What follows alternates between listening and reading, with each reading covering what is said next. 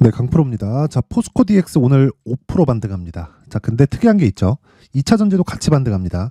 자, 정말 고가부터 생각을 해보면 많이 떨어진 게 맞아요. 그런데 이렇게 보셔야 돼요. 고가 얼마예요? 8만 원. 그쵸? 지금 가격은 얼마예요? 5만 원대. 그러면 하락폭을 계산해 보면 정확하진 않고 한 30% 정도 빠졌다. 그쵸? 근데 반등하는 데는 한 40% 정도 올라와야 됩니다. 자, 근데 한번 생각해 보시면요. 포스코 DX는 추세를 유지하고 있고요. 그리고 포스코 퓨처엠 어때요? 추세가 무너졌습니다. 그쵸? 자, 제가 계속해서 말씀드려요. 2차 전지는 성장할 수밖에 없다. 그쵸? 2차 전지 대장 어디예요? 에코프로 BM 에코프로. 그쵸? 근데 에코프로 머티리얼즈가 최근에 굉장히 강한 움직임을 보였었던 건 신규 상장했을 때 흥행에 실패했기 때문이고, 흥행에 실패를 하잖아요. 그러면 성장성은 유지되는데 에코프로 머티리얼즈만 동떨어져서 싼 거예요. 그러면 그냥 무주공산입니다. 공짜로 수익을 준 거예요. 그런데 그런 과정에서 저가를 만들고 있는 과정 중에 있는 게 2차 전지다. 자, 그러면 보세요. 포스코 DX는 뭐래요? 포스코 그룹의 2차 전지 공장을 전체적으로 다 맡아서 합니다. 그게 뭐예요? 스마트 팩토리. 스마트 팩토리 뭐가 들어가요? 로봇. 로봇이 뭐예요? 협동 로봇. 협동 로봇의 대장은 어디예요? 두산 로보틱스. 자, 그럼 두산 로보틱스도 함께 봐야겠죠? 두산 로보틱스. 그쵸? 어때요? 같이 약합니다. 근데 포스코 DX가 이 그룹 내에서는 대장이라고 보시면 돼요. 그쵸? 두산 로보틱스도 반등을 할 겁니다. 근데 두산 로보틱스도 그렇고 레인보우 로보틱스도 그렇고 다 같이 협동 로봇을 만들어요. 근데 포스코 DX도 마찬가지입니다. 근데 기본적으로 포스코 DX는 가지고 있는 모멘텀이 여러 가지예요. 예를 들어서 로봇 쪽에도 포함되어 있고요. 그리고 로봇이 포함되어 있으니까 AI도 포함되어 있고요. 그렇다 보니까 스마트 팩토리로 확장시킬 수 있고요. 그리고 포스코 그룹을 통해서 뭘 만들어놨나요? 탄탄한 캐시카우를 만들어놨죠. 그렇다 보니까 범용적인 부분이 있어요. 그렇죠? 자, 근데 이거랑 비교하잖아요. 물론 포스코 DX하고는 조금 차이가 납니다. 근데 레인보우 로보틱스로 보면 어떤 차이가 나냐면, 레인보우 로보틱스는요, 삼성에 특화되어 있는 일밖에 이제는 못한 그런 상황이죠. 오너 측면에서, 즉 대주주는 좋죠. 넘기고 그냥 빠지면 되니까. 근데 투자자 측면에서는 주가가 지속적으로 올라가서 수익을 창출해야 된다. 지금부터 로봇주 중에 안 올랐으니까 싸 보이네. 이렇게 하면 안 된다는 거예요. 지금 이쪽 그룹 내에서, 그쵸? 포스코 DX, 두산 로보틱스, 그리고 레인보우 로보틱스 중에서 제일 강한 게 어디예요?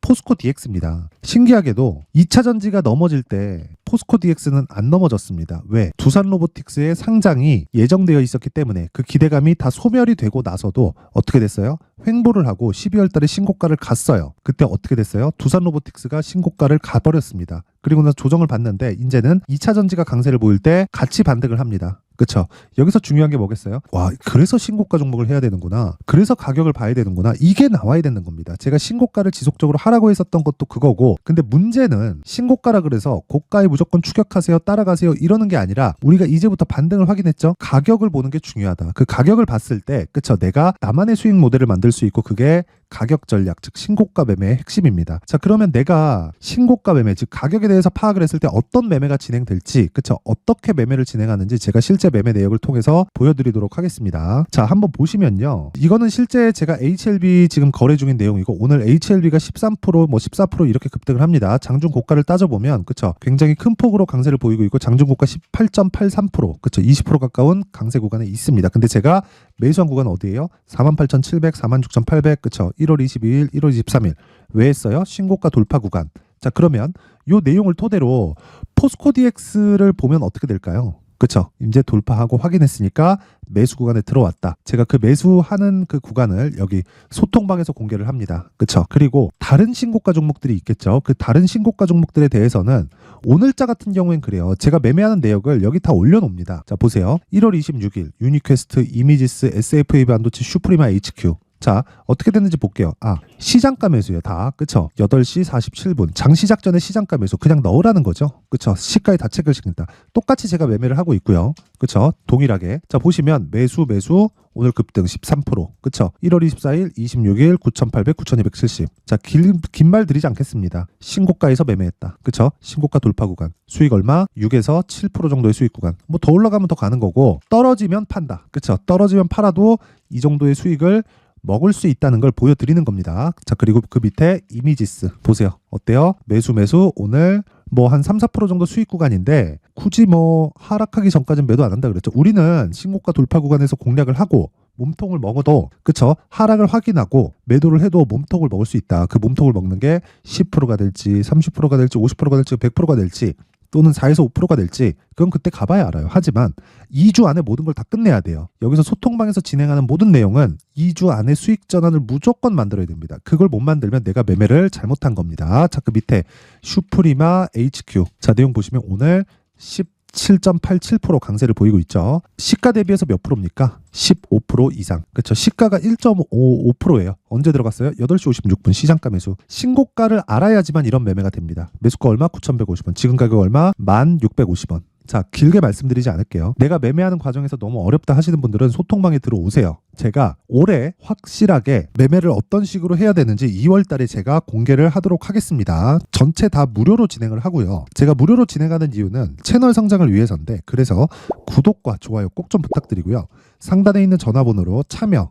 자, 참여라고 문자를 보내주시면 제가 소통방 입장 링크를 순차적으로 공유를 해드리도록 하겠습니다. 자, 그리고 제가 2월 달에 그쵸 어떻게 매매하는지 다 공개를 한다 그랬죠. 자, 그래서 그 자료가 될 겁니다. 여기 신고가 검색기 그리고 수익 모델에 대한 내용 일단 초대하고 나서 이 내용을 함께 공유를 해드리도록 할 테니까 요것도 채널 성장을 위해서 무료로 진행을 합니다. 자, 근데 돈은 안 받지만 구독과 좋아요는 받아요. 그래서 구독과 좋아요 꼭 좀 부탁드리고요. 상단에 있는 전화번호로 참여라고 문자를 보내주시면 제가 소통방 입장 링크와 함께 신고가 검색기 그리고 수익 모델에 대한 내용까지 함께 공유를 해드리도록 하겠습니다. 자, 다시 포스코 DX로 돌아와서 보면 내용 간단합니다. 포스코 DX는 2차 전지보다 강하다. 그리고 로봇주 중에서는 대장이다. 그쵸? 근데 AI는 충분히 쉴 만큼 쉬었다. 그쵸? 자, 수급 측면에서 봐서도 왜 하락하는데 이제 매수를 들어오고 있을까요? 기관은 왜 계속 매수하고 있을까요? 그쵸? 연기금이 왜 계속 쓸어담고 있을까요? 그쵸? 우리는 이걸 보고 매수하는 게 아니라 이걸 보고 주가가 움직이면 그쵸? 그게 지금입니다. 지금 보유기간을 어떻게 줄일 수 있을지 소통방에서 제가 말씀드렸죠? 단기로 끌고 가야 된다. 그게 얼마? 2주 안에 모두 다 전환시켜야 된다. 그쵸? 이 내용을 제가 여기 포스코 DX의 가격 그리고 단기 보유 전략으로 내용을 준비를 해왔는데 단기 보유 전략은 2주입니다. 2주 안에 무조건 수익 전환 돼야 돼요. 그리고 2주 동안에 그쵸? 수익 전환을 시킬 수 있는 가격을 잡아야 되기 때문에 내용이 상당히 깁니다. 영상에서 이야기를 드리면 정말 너무 내용이 길어지니까 이런 식으로 내용을 준비를 해왔고 요것도요. 제가 채널 성장을 위해서입니다. 돈 안 받고요. 채널 성장을 위해서 구독과 좋아요 꼭 좀 부탁드리고요. 상단에 있는 전화번호로 숫자 3이라고 문자를 보내주시면 제가 요 번호로요. 포스코 DX의 가격 그리고 단기 보유 전략을 공유해 드리도록 하겠습니다.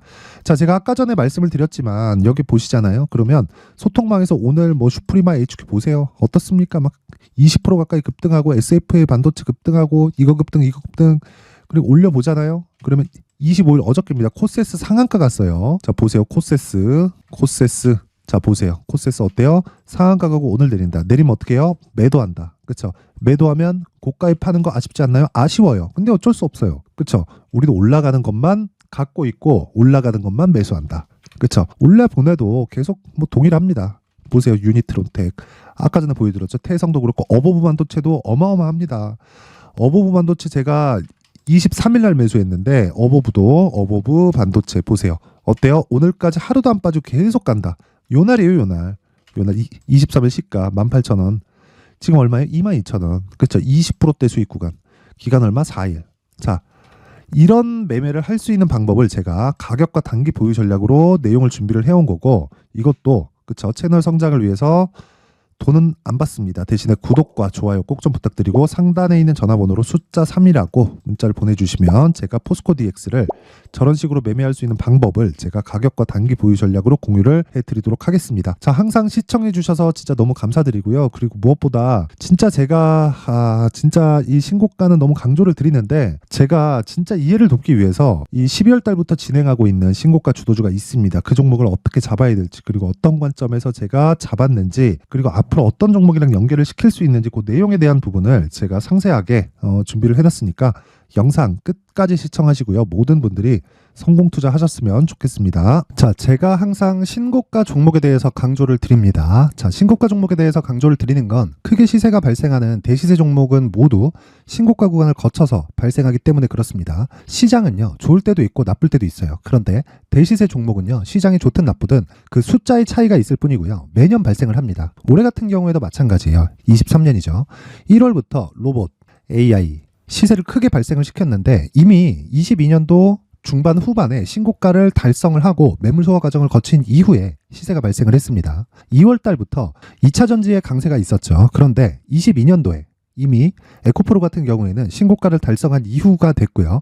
대장주가 강한 움직임을 보이다 보니까 그리고 나서 에코프로 BM 그리고 관련된 종목들이 강하게 시세를 내는 시작점이 만들어졌습니다. 3월부터는 그렇죠. 삼성전자와 하이닉스의 강한 움직임이 발생하기 시작했고요. 그러면서 한미반도체가 신고가를 달성을 했고 매물 소화 과정을 대략 한 2달 정도 거친 이후에 추가적으로 시세를 발생을 시켰습니다. 자, 어떤 종목이든 신고가를 거치면서 대시세 구간으로 들어간다는 거고 이런 대시세 종목에는 신고가라는 내용을 이해했을 때 이런 상황을 만들 수가 있는데 자, 보세요. 22년 11월 21일 날 정확하게 레인보우 로보틱스를 시작을 했고요. 이때 당시에 레인보우 로보틱스의 가격은 33,800원이었습니다.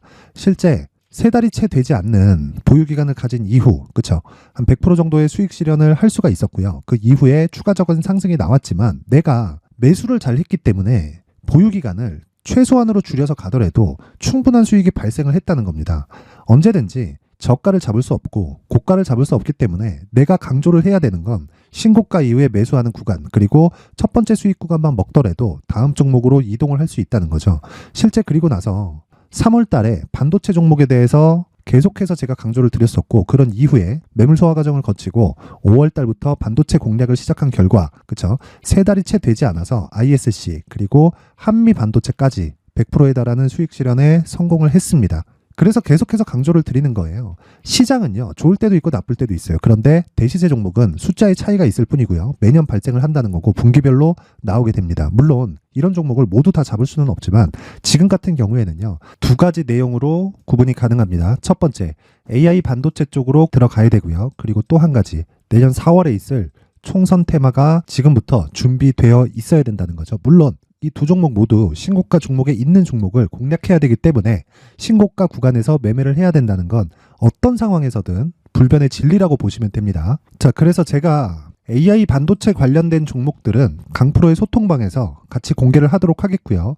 4월 달에 있을 총선을 대비한 대시세 종목은요, 이렇게 준비를 해왔습니다. 자, 내용을 한번 보시면 그쵸? 큰 폭의 하락을 거친 이후에 장기간 횡보 구간을 거쳤고 그리고 최근에 들어서 신고가를 만들어냈죠. 이후에 추가적으로 상승이 나오는 구간을 만들기 위해서 눌림목 구간에 있는 그런 상황이고요. 지금은 매집 구간에 있다고 보시면 됩니다.